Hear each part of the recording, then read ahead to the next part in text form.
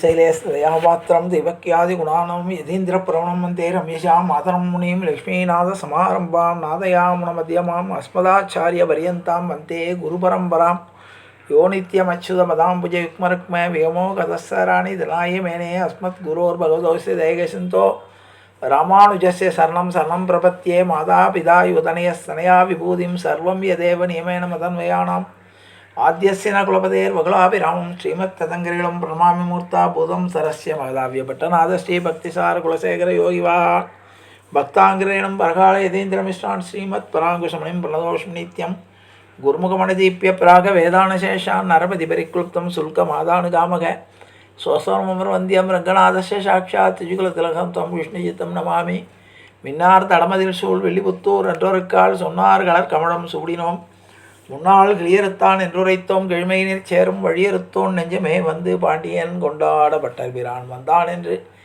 ஈண்டிய சங்கமெடுத்தூத வேண்டிய வேதங்களோதி விரைந்து கிளியறுத்தான் பாதங்கள் யாமுடைய 10 பல்லாண்டு பல்லாண்டு பல்லாயிரத்தாண்டு பல கோடி நூறாயிரம் வல்லாண்டு திந்தோள் மணிவண்ணா உன் சேவடி செவி திருக்காப்படியோ மோடும் நின்னோடும் பிரிவின்றி 1000 பல்லாண்டு வடிவாயினின் வளமார்பினில் வாழ்கின்ற மங்கையும் பல்லாண்டு வடிவார் சோதி வளத்துறையும் சுடராழியும் பல்லாண்டு படைபோல் புக்கு முழங்கும் அப்பாஞ்ச சன்னியமும் பல்லாண்டே பல்லாண்டென்று பவித்திரனை பரமேட்டியை சாரங்கமென்னும் வில்லாண்டான் தன்னை வில்லிபுத்தூர் விட்டு செத்தன் விரும்பிய சொல் நல்லாண்டென்று நவிண்டுரைப்பனமோ நாராயணாயவென்று பல்லாண்டும் பரமாத்மனை சூழ்ந்திருந்த ஏத்துவர் வல்லாண்டே ஆண்டாள் திருவடிகளே சரணம் ஆழ்வார் திருவடிகளே சரணம் ஆச்சாரியன் திருவடிகளே சரணம் ஜீயர் திருவடிகளே சரணம் அப்பன் சுவாமிகள் திருவடிகளே சரணம்.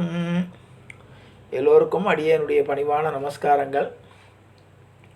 நம்முடைய ஆச்சாரிய பெருமக்களாலும் ஆன்றோர்களாலும் அபிமானிக்கப்பட்ட அபிமான ஸ்தலங்களை நாம் வரிசையாக அனுபவித்து வருகிறோம். அந்த வரிசையிலே இன்றைய தினம் நாம் 104ஆவதாக நாம் காண இருப்பது கயாவில் உள்ள விஷ்ணுபாதம் கோயில்.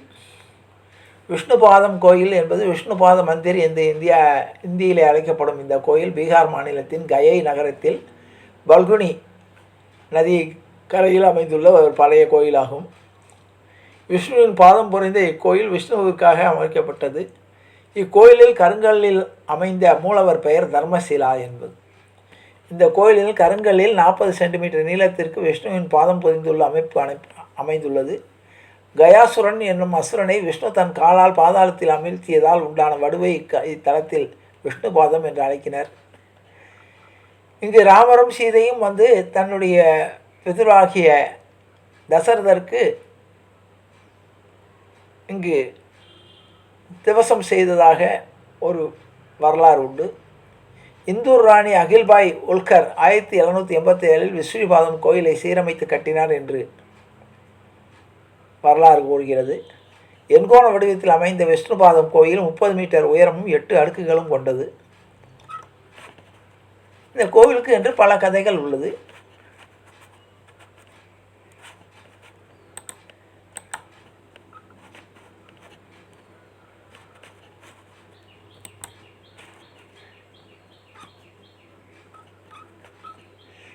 இந்தியாவில் உள்ள தலை சிறந்த புனித தலங்களில் ஒன்று கயா. அதாவது சிரார்த்தம் தன்னுடைய பிதர்கள் நல்ல பதம் அடைய வேண்டும் என்றால் அலகாபாத்திலே திரிவேணி சங்கமத்தில் நீராடி அங்கு தர்ப்பணம் செய்து அங்கு திவசம் செய்து பின்னர் காசியிலே செய்து கயையிலே தன்னுடைய அந்த பிதிர் தர்ப்பணத்தை பூர்த்தி செய்வதாக ஐதீகம். இந்தியாவில் உள்ள தலை சிறந்த புனித ஸ்தலங்களில் ஒன்று கயா. பல்குனி நதிக்கரையில் அமைந்துள்ள இந்த தலம் இங்குள்ள விஷ்ணு பாதம் கோவிலில் மகாவிஷ்ணுவின் பாதங்கள் வழிபடப்படுகின்றன.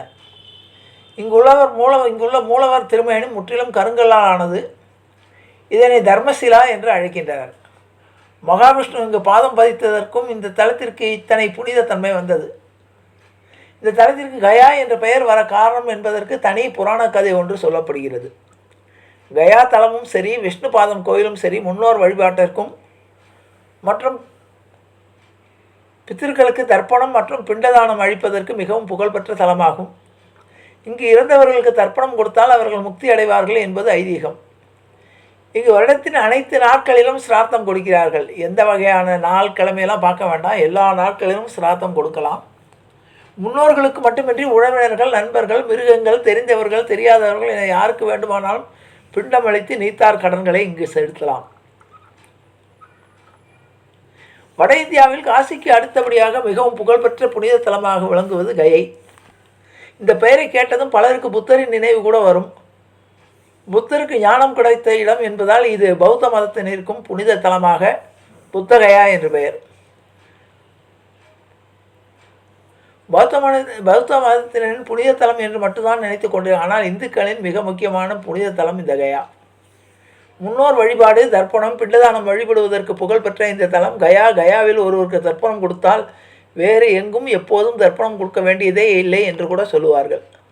கயாவை நோக்கி எத்தனை அடி வைக்கின்றீர்களோ அத்தனை தலைமுறை பாவங்களும் நீங்கி அத்தனை தலைமுறையினருக்கு பிரம்மலோகத்தில் இடம் உண்டு என்று மகாவிஷ்ணுவே அருளிய தலம் இதுவாகும். கயாசுரன் என்ற அரசன் பல ஆயிரம் ஆண்டுகள் மூச்சை அடக்கி கடும் தவம் புரிந்தான். அவன் என்ன நோக்கத்திற்காக இந்த தவத்தை செய்கிறான் என்பது எவருக்கும் தெரியவில்லை. இருந்தாலும் அவனுடைய சக்தி வாய்ந்த கடுமையான தவத்தை கண்டு தேவர்கள் உள்ளிட்ட அனைவரும் நடுங்கினர். இது குறித்து மகாவிஷ்ணுவிடம் சென்று முறையிட்டனர். இதனால் கயாசுரனுக்கு காட்சி அளித்த பகவான் அவனிடம் என்ன வர வேண்டும் என்று கேட்டார். அனைத்து புனித நலங்கள், புனித தலங்கள், புனித நதிகள் ஆகியவற்றை விட மிகவும் புனிதம் வாய்ந்ததாக தனது உடல் மாற வேண்டும் என்று வரம் கேட்டான். அவன் கேட்ட வரத்தை மகாவிஷ்ணு அளித்தார். இருந்தாலும் அவன் தவத்தை கைவிடாமல் தொடர்ந்தான். மகாவிஷ்ணு இவ்வளவு உயர்வான அளித்த பிறகும் இன்னும் எதற்காக தவம் செய்கிறான் என்று அனைவரும் குழம்பி போயினர். இது பற்றி பிரம்மதேவர் மகாவிஷ்ணுவிடம் சென்று முறையிட்டார். கயாசுரனும் சென்று ஒரு பெரும் யாகம் நடத்துவதற்காக அவனுடைய உடலை கேட்கும்படி பிரம்மதேவரை அனுப்பினார் மகாவிஷ்ணு. பிரம்மாவும் அதேபோல் கேட்க கயாசுரனும் அதற்கு சம்மதித்தான். கயாசுரனின் உடல் முழுவதும் 1000 தேவர்கள் ரிஷிகளை கொண்டு மிகப்பெரிய யாகத்தை நடத்தினார் பிரம்மதேவர். பலகாலம் இந்த யாகம் நடந்தபின் யாகம் முடியும் நேரத்தில் மீண்டும் எழ முயன்றான் கயாசுரன். அவனை மீண்டும் எழவிடாமல் செய்வதற்காக பல முயற்சிகள் மேற்கொள்ளப்பட்டது. ஆனால் அவன் எழ முயன்றான். இறுதியால் அனைத்து தெய்வங்களுடன் சேர்ந்து மகாவிஷ்ணுவே கயாசுரனின் தலை மீது எழுந்தருளினார். இதனால் விழுந்த கயாசுரனின் உடல் இந்தியாவின் வடக்கு பகுதியில் விழுந்தது. அவன் தலை விழுந்த இடம் அவனுடைய பெயராயிலே கயா என்று அழைக்கப்படுகிறது. பீகார் தலைநகர் பாட்லாவிலிருந்து 100 கிலோமீட்டர் தொலைவில் உள்ள கயா பீகார் மட்டுமின்றி இந்தியாவின் புனித தலமாக விளங்குகிறது. கயாவில் உள்ள விஷ்ணு பாதத்தில் வழிபட்டு இங்கு பிண்டம் பிடித்து தர்ப்பணம் செய்தால் பல தலைமுறைக்கு பித்திரு தோஷம், பித்திரு சாபம் என்பது ஏற்படாது. அவர்கள் அனைவருக்கும் சொர்க்கத்தில் இடம் உண்டு என்று சொல்லப்படுகிறது. இந்துக்கள் அனைவரும் வாழ்நாளில் ஒரு முறையாவது அவசியம் கயா சென்று தன்னுடைய பிதர்களுக்கு தர்ப்பணம் கொடுக்க வேண்டும் என்று ஒரு நடைமுறை உள்ளது. இங்கு விஷ்ணு பாதத்தில் தினமும் ஆயிரக்கணக்கான பக்தர்கள் வந்து வழிபட்டு செல்கின்றனர். ஸ்ரீ ராமபிரானே இத்தலத்திற்கு வந்து தமது முன்னோர்களுக்கு தர்ப்பணம் கொடுத்து வழிபட்டதாக புராணங்கள் சொல்கின்றன. காசியில் விஸ்வநாதரை சாட்சியாக வைத்து தர்ப்பணம் கொடுப்பதாகவும் கயாவில் நாராயணனே சாட்சியாக வைத்து தர்ப்பணம் கொடுப்பதாகவும் ஐதீகம். ராமாயணத்தோடு தொடர்புடைய இந்த கயாவுக்கு ஒரு கதையும் உண்டு. ராமர், சீதை, லக்ஷ்மணர் மூவரும் ஆரண்ய வாசம் செய்து கொண்டிருந்த பொழுது கயா வந்த பொழுது அவருடைய தகப்பனாருக்கு திவசம் செய்ய வேண்டிய நாள் வந்தது. அந்த காலத்து திவசம் என்றால் அப்போதைக்கு எல்லா அரிசி விறகு எல்லாம் தயார் செய்து வேத விற்பனர்களை கொடுத்து ஹோமம் மூட்டி தர்ப்பணம் செய்து பிண்ட பிரதானம் பண்ணணும். கயாவில் பிண்ட பிரதானம் செய்வதற்காக அதற்குரிய திரவியங்களை எடுத்து வருவதற்காக ராமரும் லக்ஷ்மணனும் சீதையை பல்குனி நதிக்கரையிலே உட்கார சொல்லிவிட்டு போய்விட்டார்கள். போனவர்கள் திரும்ப வர தாமதமாகிவிட்டது. அந்த தவசம் செய்ய வேண்டிய அந்த தருணம் நெருங்கிவிட்டதால் அவர்களுடைய தவசத்தினுடைய பிண்டத்தை வாங்கி கொள்வதற்காக தசரதன் வந்து விட்டார். இங்கே சீதை உட்கார்ந்து கொண்டிருக்கிறார். சீதையில், அம்மா மருமகளே, எனக்கு தவசம் கொடுக்க வேண்டிய நேரம் நெருங்கி விட்டது என்று அவர் எனக்கு பசிக்கிறது என்று கேட்கிறார். உடனே எனக்கு கொடுப்பதற்கு ஒன்றுமே இல்லையே, இப்பொழுது தானே ராமர் லக்ஷ்மணர் இருவருமே என்னுடைய பர்த்தாவும் அவருடைய தம்பியுமாக பதார்த்தங்களை எடுத்து வர போயிருக்கிறார்கள். ஆகவே நான் என்ன செய்வது என்றால், எனக்கு பசிக்கிறதம்மா, நீ ஏதாவது அன்போடு எதை வேணாலும் கொடு என்றால், உடனே அங்கே பல்குனி நதிக்கரையில் இருந்த அந்த மண்ணை உருட்டி 3 உருண்டைகள் செய்து, அந்த பங்குனி நதியினுடைய தீரினால் அந்த மண்ணை எடுத்து 3 உருண்டைகள் செய்து, எனக்கு பசிக்கிறது, நேரமாகிவிட்டது, கொடு, நான் போக வேண்டும் என்றார். 3 உருண்டைகள் அந்த மண் உருண்டையை சீதாதேவி கொடுத்தார். உடனே அங்கிருந்த ஏற்கனவே அங்கே பிராமணர்கள் எல்லாம் இருக்கிறார்கள். பிராமணர்களை மந்திரம் சொல்ல சொல்லி, இதையே நீங்கள் உணவாக ஏற்றுக்கொள்ள வேண்டும் என்று சொல்லி அந்த மண் உருண்டைகளை கொடுத்தாள். அதை ஏற்றுக்கொண்டு திருப்தி சொல்லிவிட்டு அவர் போய்விட்டார்.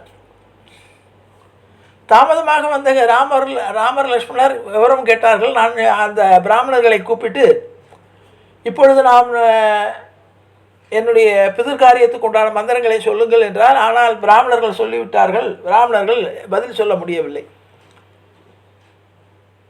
ஏனென்றால் அந்த குறிப்பிட்ட நேரத்தில் அவர்களுடைய பிதிர்கள் சீதையினுடைய கையினால் உணவை வாங்கி சென்று விட்டார்கள். இதை சொல்ல அவர்களுக்கு தயக்கம். அப்பொழுது சீதை இந்த உண்மையை சொன்னான். என்னுடைய மாமனார் பசிக்கிறது என்று வந்தார், நேரம் ஆகிவிட்டது, ஆகவே எனக்கு இப்போ பசி, நான் ஏன்னா பிதிர்கள் அதாவது சொல்லும்போது சொல்வார்கள், தேவலோகத்தில் உள்ள பிதிர்கள் வரும்போது வசு ருத்ர ஆதித்ய ஸ்வரூபத்தில் வருவாங்க. அவர்களுடைய சொந்த உருவத்தில் வர முடியாது. அவர்களுடைய பிரதிநிதிகளாக வருவார்கள். அவர்களாம் அழைத்து வருவார்கள். கூட வரும்போது விஸ்வதேவர் தான் அழைத்து வருவார். இது சாஸ்திரம். ராமன் சீதை சொல்வதை நம்பவில்லை. எங்கள் அப்பா என் மேலே தான் உயிரை தவமாக இருப்பார், நீ ஒரு பெண், நீ எப்படி பிதர்களுக்கு திவசம் கொடுக்க முடியும்? சாஸ்திரத்தில் ஆண்கள் தான் கொடுக்கணும். நான் இருக்கும்போது என்னுடைய தகப்பனார் என் மீது ரொம்ப அபிமானம் கொண்டவர், அவர் எப்படி நீ கொடுத்து வாங்கிக்குவார் என்று நம்பவில்லை. உன்னை சீதை கேட்கிறாள். அந்த பிராமணர்களை சொல்கிறாள், நீங்கள் சொல்லுங்க பார்த்தீங்களேன்னு. பிராமணர்கள் ராமனுக்கு பயந்து கொண்டு சாட்சி சொல்ல மறுக்கிறார்கள். அந்த பல்குனி நதியும் நதியை கேட்குற அந்த நதி சாட்சி, நதியிலிருந்து தான் தண்ணீர் எடுத்து நான் உருண்டை பிடித்து கொடுத்தேன் உங்கள் அப்பாவுக்குன்னார். நதியை கேட்கிற நதியும் சாட்சி சொல்லலை. அப்பொழுது அங்கே இருந்த ஆலமரமானது சாட்சி சொன்னது, நாங்கள் பார்த்து கொண்டிருந்தோம். பார்த்து கொண்டு இருக்கும்போது உங்களுடைய தகப்பனார் சீதாதேவியிடம் பிண்ட பிரதானத்தை வாங்கி சென்று விட்டார். உன்னுடைய தலைமுறையில் உள்ள பிதர்கள் எல்லாம் அந்த உருண்டைகளை பெற்று சென்று விட்டார்கள் என்று சொன்னார். உடனே ராமன் வருந்தினான், தன்னுடைய தகப்பனுக்கு செய்ய முடியவில்லை என்று. இது முடிஞ்சது. இப்பொழுது சீதை கோபப்பட்டார். எனக்கு சாட்சி சொல்ல, நீங்கள் உண்மையை சொல்ல நீங்கள் மறுத்ததுனால இந்த பிராமணர்கள் எப்படிப்பட்ட காலத்திலும் நீங்கள் வறுமையிலேயே திகழ்வீர்கள். உங்களுக்கு எத்தனை பேர் எவ்வளவு காரணம் கொடுத்தாலும் எவ்வளவு வசதி வந்தாலும் நீங்கள் வறுமையிலேயே இருப்பீர்கள் என்று சாபம் கொடுத்தார். அடுத்து அந்த பல்குனி நதிக்கு நீ நதிக்குண்டான உன்னுடைய பிரவாகம் இல்லாமல் நீ சாதாரண ஒரு குளம் போன்று நீ காட்சி தருவாய். உனக்கு நதிக்குண்டான முக்கியத்துவம் இருக்காது. நீ புனித நதியாக இருந்தாலும் உன் நதிக்கு போல உனக்கு பிரவாகம் இருக்காது, சாதாரண ஓட்டத்தில் நீ இருப்பாய் என்று சொல்லி சாபம் கொடுக்கிறாள். அடுத்து தனக்கு ஆதரவாக உண்மையை சாட்சி சொன்ன அந்த ஆலமரத்தை பாராட்டி, இன்று முதல் நீ அக்ஷயவடம்னு பேர். அக்ஷயவடம்னு அந்த ஆலமரம். நீ பகவானுக்கு இது விஷ்ணு பாதத்தில் படைக்கக்கூடிய விஷ்ணு பாதத்துக்கு சமமாக உனக்கும் மரியாதை கிடைக்கும். உனக்கும் உன்னுடைய அக்ஷயவடத்திலே எல்லோரும் பிதர்களுக்கு படைத்த உணவை உனக்கு படைப்பார்கள், உன்னிடம் கொண்டு சேர்ப்பார்கள் என்று சொல்லுகிறார். அந்த அடிப்படையிலே இப்பொழுதும் நாம் 16 பிண்டங்கள் படைத்து அதில் இன்னொன்று 16 தாய்க்கு மாத்திரமே தனியாக உண்டு. 32 பிண்டங்கள் பிடித்து அங்கே மகாவிஷ்ணுடைய பாதத்திலே அங்கே எல்லா வகையான பிண்ட பிரதானம் செய்து விஷ்ணு பாதத்திலே நாம் சமர்ப்பிப்போம். அதை சமர்ப்பித்த பின்னால் நாம் அக்ஷய வடத்துக்கு சென்று அங்கேயும் அந்த பாக்கி உள்ள பிண்டங்களை அங்கு சேர்த்து அக்ஷய வடத்திலே நம்முடைய பிண்டங்களை சேர்ப்போம் என்பதை கூறி, அவ்வளவு சிறப்புக்குரிய அந்த கயை என்பது நம்முடைய ஆச்சாரிய பெருமக்களாலும் அபிமானிக்கப்பட்ட ஸ்தலம். என்னுடைய அருகிலே தான் புத்த கயா என்று பெயர். அங்கே புத்தருக்கு அங்கிருந்த அரச மரத்தடியிலே, போதி மரத்தடியிலே ஞானம் கிடைத்ததாகவும் அங்கே சில நாட்கள் இருந்து தன்னுடைய சிஷியர்களோடு இருப்பதை நாம் இப்பொழுதும் காணலாம். அங்கே புத்த கயா என்று பௌத்தர்களாலும் அது பாராட்டப்படக்கூடிய 2 பக்கமும் புனிதமான ஸ்தலமாகிய கயையை நோக்கி நாம் இங்கே எந்த ஊரில் சிரார்த்தம் செய்தால் கூட அந்த கயா இருக்கக்கூடிய திசையை நோக்கி கயா சிரார்த்தம் என்று தான் சொல்வோம். நாம் செய்யக்கூடிய ஊர் எந்த ஊர்லேருந்து வேணாலும் செய்வோம். ஆனால் அந்த சிராத்தமானது நிறைவு செய்யும்பொழுது அந்த வடக்கு திசையை நோக்கி, கயாவுடைய திசையை நோக்கி, கயாவிலே சிரார்த்தம் செய்ததற்கு சமமாக இதை நினைத்து கொள்ள வேண்டும் என்று சொல்லி நாம் நிறைவு செய்வோம். ஆகையினால் கயாவில் சிரார்த்தம் செய்தால் தேவர்களுக்கு நம்முடைய பிதர்களுக்கு மோட்சம் கிடைக்கும் என்பதும் நற்கதி கிடைக்கும் என்பதும் ஒரு விசேஷம். சீதாதேவியே அங்கு தன்னுடைய மாமனாருக்கு பிண்டம் கொடுத்ததால் அந்த கயாவிலே மாத்திரம் பெண்களும் சிரார்த்தம் செய்யலாம். வேற எங்கேயும் பெண்களுக்கு அதிகாரம் கிடையாது சிரார்த்தம் செய்வதற்கு. சீதாதேவி அங்கே தசரதருக்கு உணவிட்டதால் அங்கு பெண்களும் தன்னுடைய மூதாதையர்களுக்கு, அதாவது ஆண்கள் இல்லாமல் ஒரு இருந்தால் அந்த சூழ்நிலையில் ஒருத்தருக்கு பெண் குழந்தை மாத்திரம்தான் ஒருத்தருக்குன்னா அந்த பெண் குழந்தை கூட போய் தன்னுடைய தகப்பனாருக்கும் மூதாதையர்களுக்கும் சிராதம் செய்வதற்கு, ஏன்னா விஷ்ணு பாதத்தில் அந்த பிண்ட பிரதானத்தை செலுத்துவதால் கயாவிலே அது ஒரு விசேஷம். வாழ்க்கையில் ஒரு முறையாவது ஒவ்வொருவரும் கயா சென்று கயாவிலே பிண்ட பிரதானம் செய்ய வேண்டும் என்பது